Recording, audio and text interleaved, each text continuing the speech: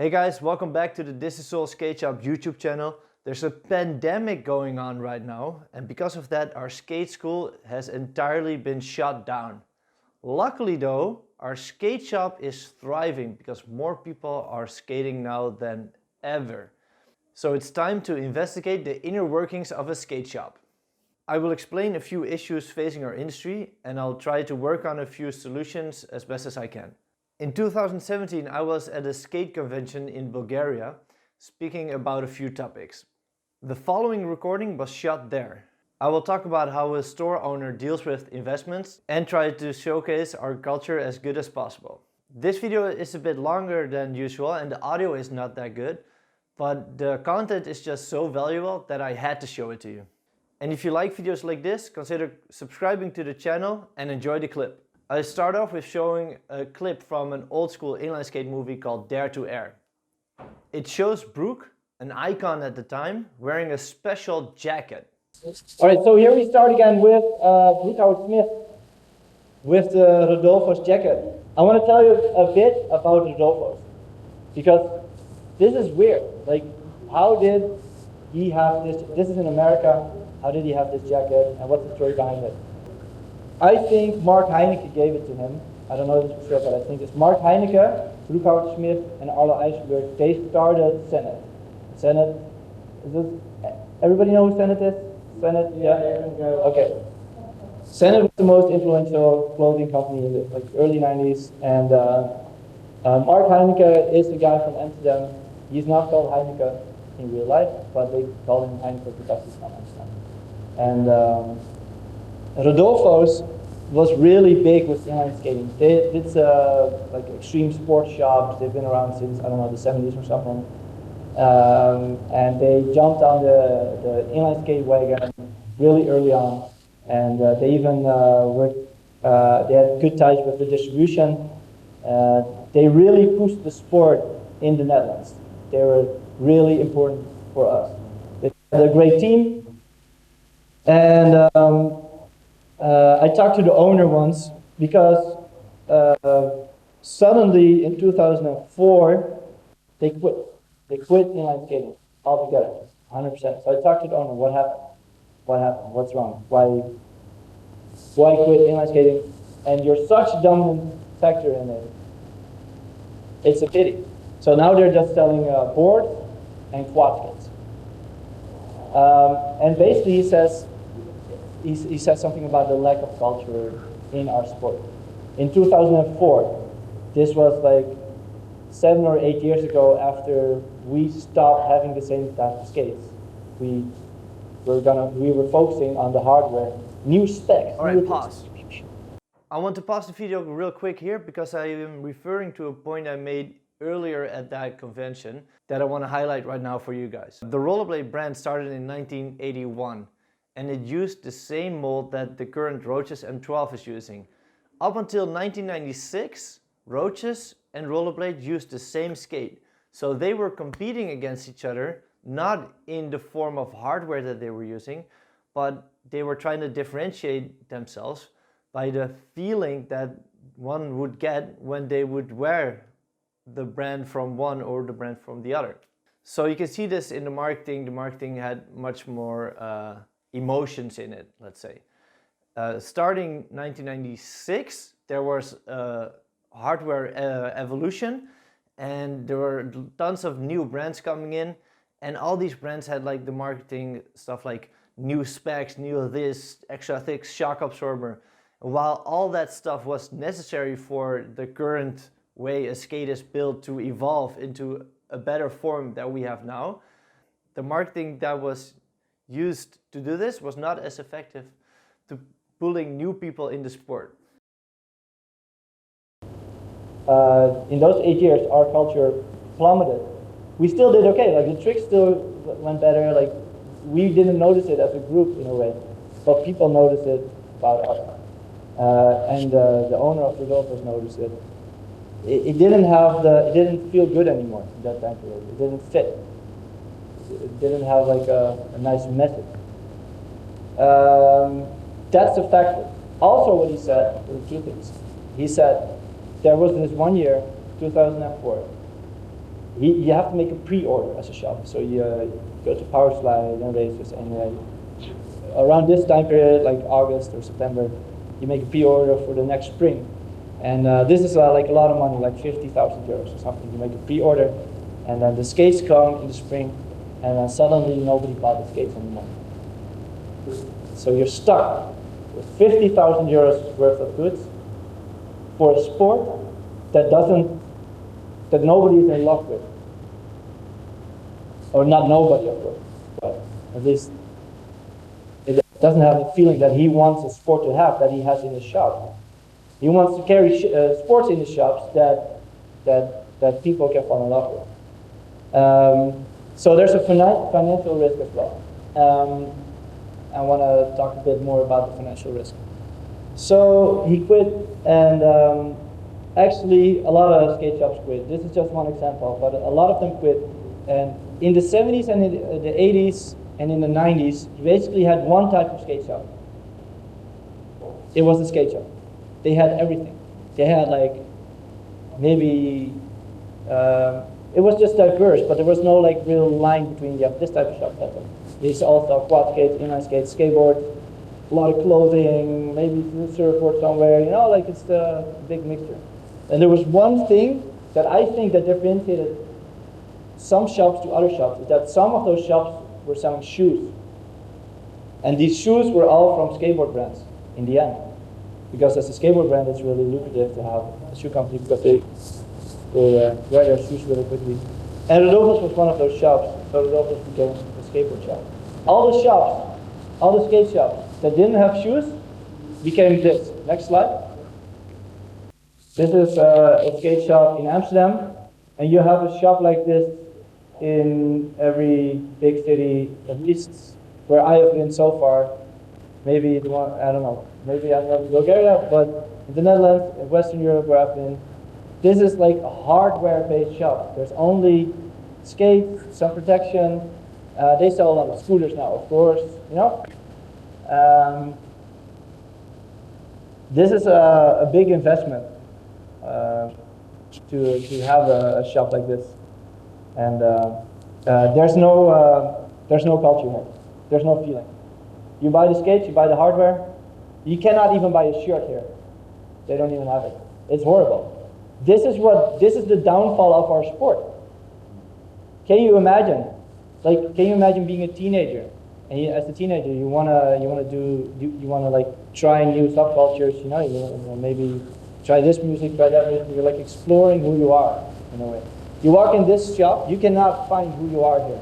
There is no personality to be found in this shop. And next slide, you can see this at another shop you might know. It's horrible. You wouldn't like, if you wouldn't be skating, you would not go in here. It looks like a warehouse of used stuff. Yeah, I can guarantee you this is. You wouldn't like even think about getting in here, even if you're like you're the right type of person for skating. You would have been really good at it if you would only try. You're not gonna try. You're not gonna get into this sport. This is a web shop from a skateboard shop in Amsterdam. If you just go to their main page, the first page, this is what you see. This is the opposite of what we just saw. It's totally flipped. Also, yeah, first, shoes, apparel, headwear, then is the board. This is their order. First is the culture. First is the identity. Identify with us. Next one. This is just a random picture of a random skateboard shop. This is nice. If you walk by here, you can like, cool, I can walk in, maybe buy something, maybe not, just be here, it's already nice. Imagine this, being a skateboard shop. I already told you it's like 50,000 euros you need to do a pre-order for if you want to be an inline skate shop, right? So imagine being a skateboard shop and you have like, these are 7 skateboards on the wall. In 2 years, 3 years, this is still a skateboard. it is still functioning 100% the same as all the other skateboards, and only the graphic doesn't really matter. I mean, you like it or you don't like it, in 3 years, somebody will still like it. Doesn't really matter that much, right? So the skateboards don't have to go on sale. There's only one side. To be a really, really good skateboard shop, investment-wise, to get the stock in stock, you need to spend maybe 1,000 euros, maybe 2,000 euros. It's nothing. So what are you going to do? You clothing and caps and everything else to fill up, kind of, because you have more money than 2,000 euros. If you're going to open a shop, you're going to expect a bigger investment than 2,000 euros. So, and you're not going to have an empty shop with 7 skateboards. So this is the result of having a product, a base product, the board, that is not due to seasonal change and doesn't have any sizing and doesn't have any brand differentiation. These are 3 things that skateboarding doesn't have. So if you are a skateboard brand and you want to differentiate yourself from other skateboard brands, you are going to have a nice apparel clothing line. You are going to have it, because otherwise you're not going to sell your board. Because the board is not selling itself, because it's not better than any other board. This was what our sport was like for 15 years. This is when our sport grew. And when we changed to like the hardware focus and like having new skates come out every 3 months, old skate needs to be in sale. You have 8 sizes of every skate, you're left with 3. This is really, really shitty as a shop. This is really shitty. I'm not saying I know the best way to do it. I'm just saying I see this problem and I try to do my best. This is my shop.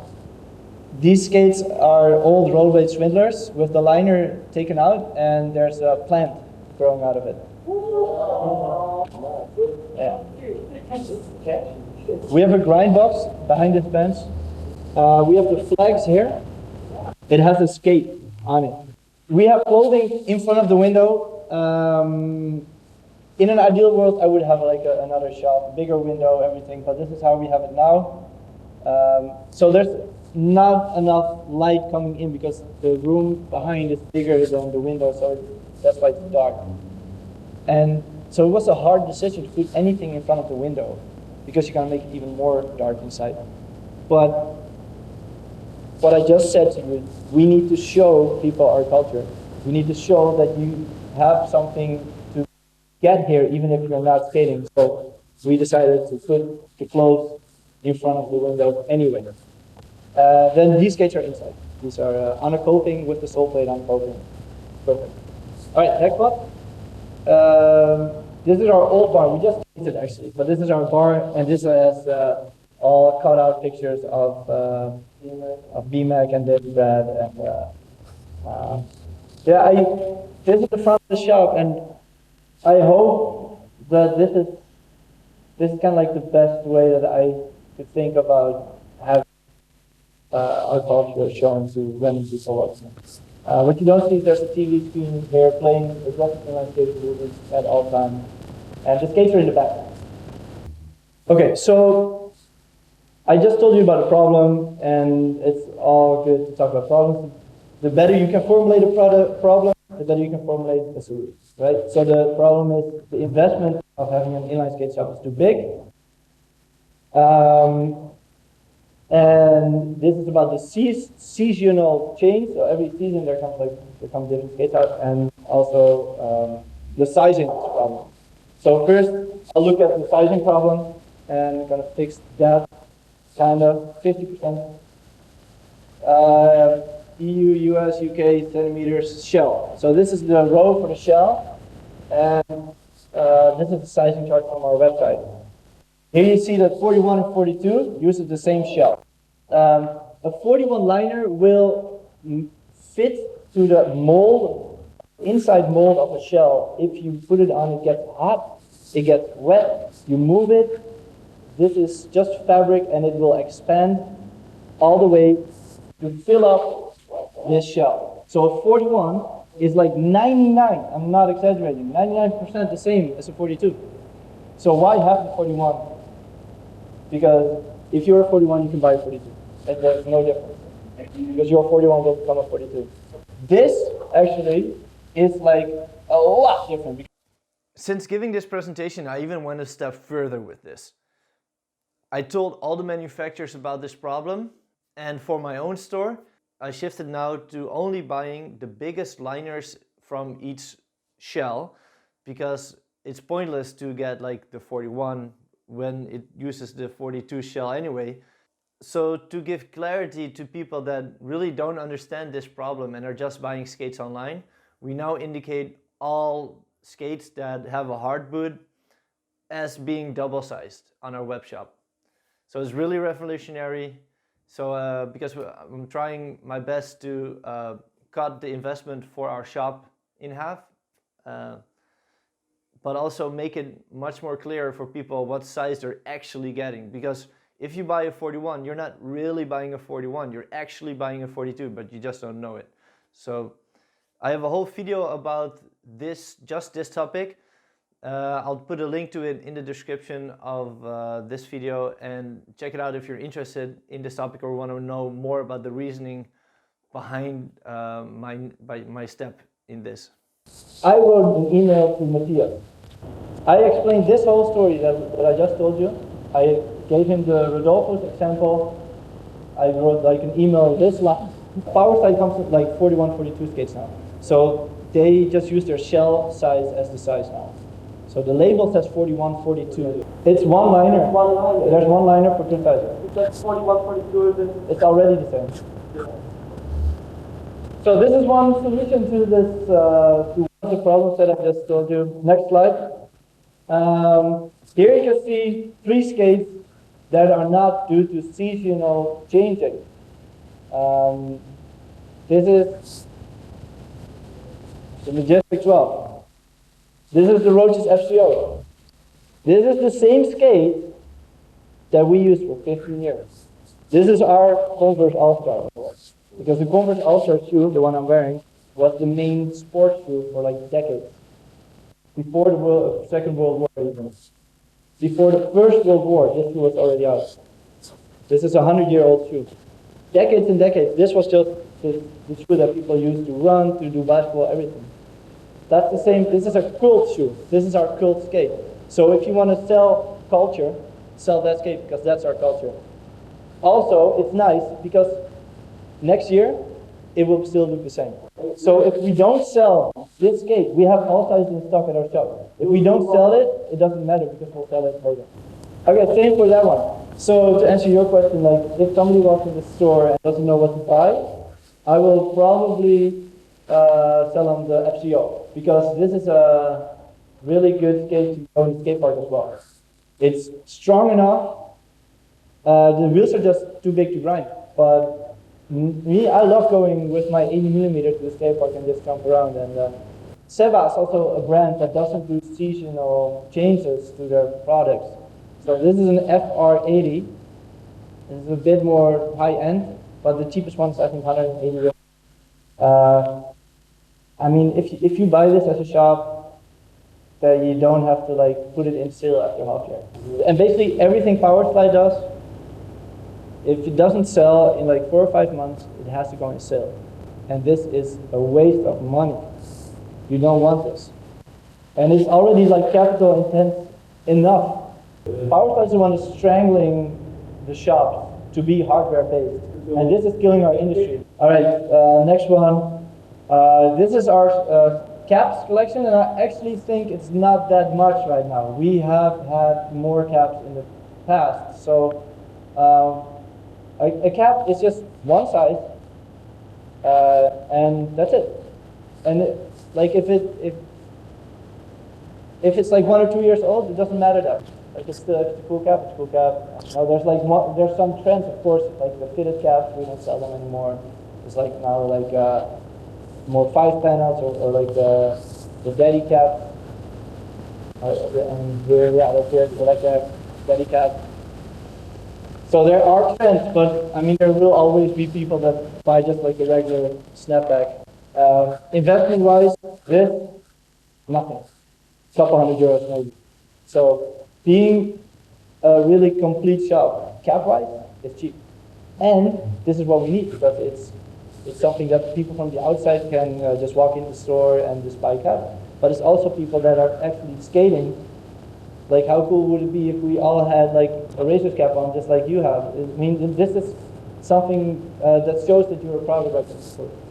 Next one is the beanies. It's also the same thing. You can have just as many beanies as one. Doesn't matter if it's winter, you'll sell it. Next one. All right, backpacks. Same thing. I mean, if it's an old backpack, doesn't really matter. It's still a good backpack. And we have a lot of backpacks at the shop. Basically, you could rent a shop here in Varna and buy all the backpacks from all the inline skating brands. They're cool backpacks. You can buy all the caps, all the beanies, and have a shop filled with backpacks and filled with beanies, filled with caps. And you'll have the coolest skate shop ever. And investment is, compared to like getting all the skates, it's super low. You don't need all the skates. You just need like the basics. Get the Majestic, get the Racer Sculpt, get some few basics, and then have that as a fundamentation and build it up from there. Like, if you earn more money, buy more skates after that. But make sure the foundation of the culture is there first. Bam! To summarize, the underlying goal of a shop should be to introduce people to our sport and make people fall in love with our sport. The solution I came up with so far is to focus as much on culture as possible. Also, these culture products like caps or bags have a much lower risk factor than skates do. To lower the risk of buying skates, you can focus on models that are timeless, like the Roaches M12, and also cut the sizing in half by working with a double size system, or what I would say a true to size system. Did you like having a peek in our industry? Consider building up your local scene by being active, giving lessons, doing events, or anything that you can think of that shows our culture to a bigger audience. And for Dutch people still watching, reach out to us if you want to help strengthening our sport in this country, because we cannot build a community by ourselves. So that was it for the How to Skate Shop video. I hope you enjoyed it. Check out our YouTube page for more industry insight videos like this. We also have product reviews, skate trick tips, and anything skate related. We have posted a new video every week. So I'll see you guys in the next one. Bye bye.